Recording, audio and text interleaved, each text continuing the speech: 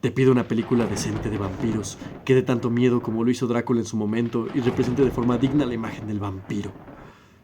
¿Qué hubo las, Dr. Myers? ¿Qué pasó? Ya llegó por quien lloraban.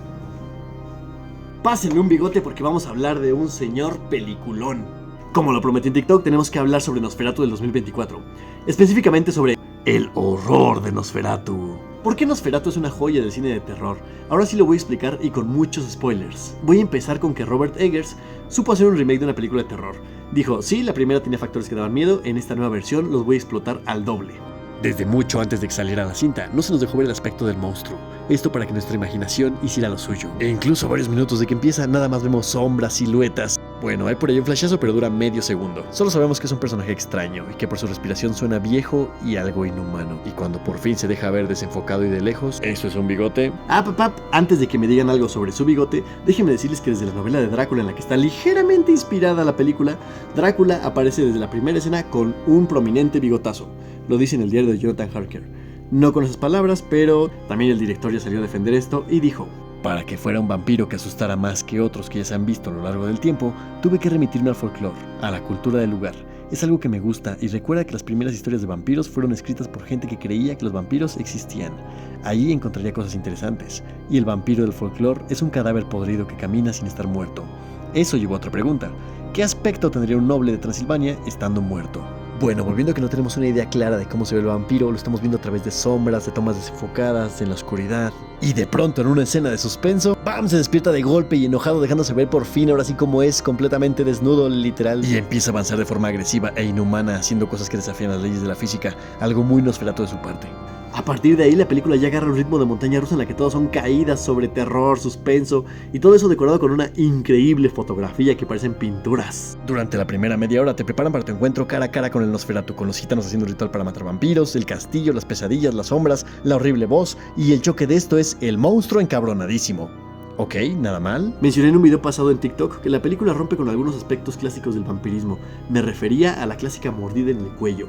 O sea, en esta dijeron, vámonos a algo un poco más realista y si queremos chupar sangre del corazón, que sea directamente del pecho.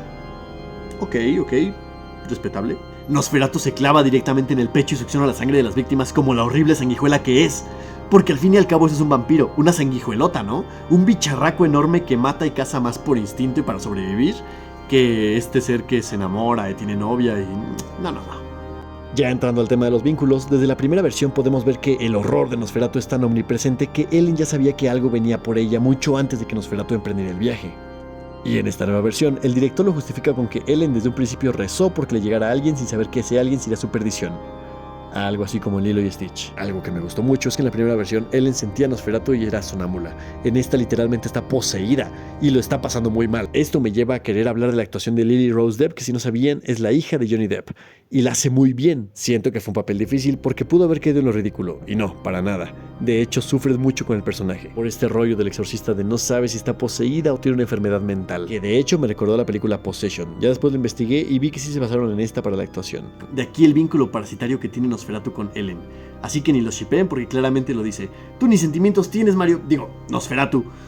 ¿Para qué me quieres de esposa? Pues nomás, para que andes por ahí, para que me veneres. Esta misma obsesión es la que lo llevará más adelante a su perdición. Pero en un momento hablamos de eso, permítame.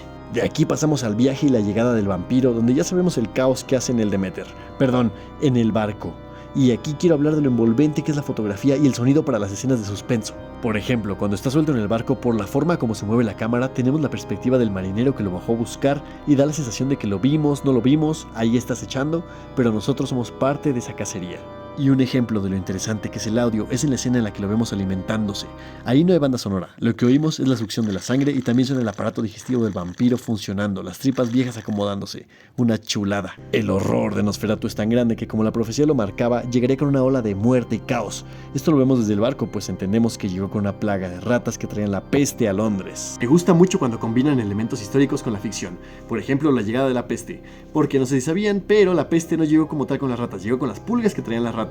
Y estas viajaban a través del cargamento de los barcos. De hecho, de ahí viene la palabra cuarentena, de cuando dejaban los barcos en el muelle por 40 días y si nadie se moría es porque estaban libres de la peste y podían desembarcar. En la primera versión nos dice que traía la peste y lo único que vemos es la calle llena de ataúdes.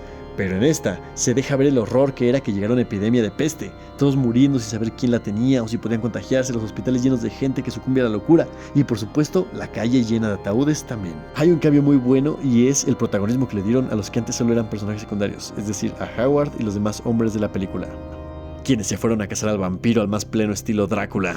Pero al final nos recuerdan quién fue la verdadera protagonista de esta historia. Aquella que lo termina fue la misma quien lo invocó desde un principio.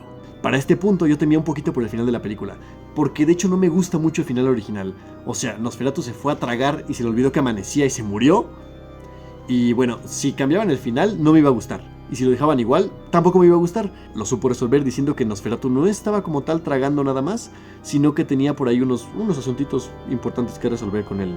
Y ahí vuelve la obsesión insana porque Ellen lo acepte como un ser supremo y todopoderoso.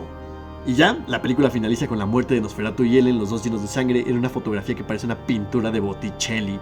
Y de igual forma finaliza este video. Muchas gracias por haber llegado hasta este punto. Síganme en todas mis redes para oír más comentarios de este tipo. Y nada, nos vemos del otro lado, criaturas de la noche. Así se hace un buen remake, ching.